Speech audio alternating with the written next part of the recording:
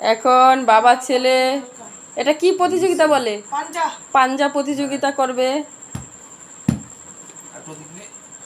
আমরা দেখতে থাকুন কে জিতবে। ছেলে বলছে ছেলে জিতবে, বাবা বলছে বাবা জিতবে। এই যে এটার নিয়ম হাত পিছনে দিয়ে নিতে হয়। হ্যাঁ দেখছি। হ্যাঁ আমি কার পক্ষে জানি না। তন্ময় এই তো বাবা ছেলে স্টার্ট করে দিয়েছে। দেখুন কে জিতে। মুখের এক্সপ্রেশন দেখুন ছেলের।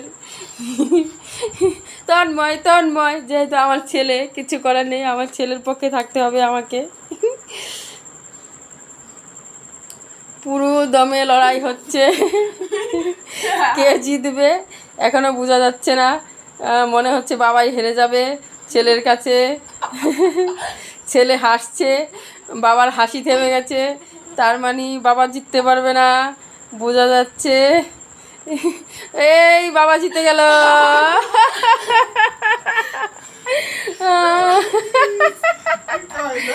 জিতে গেছে, বাবা জিতে গেছে।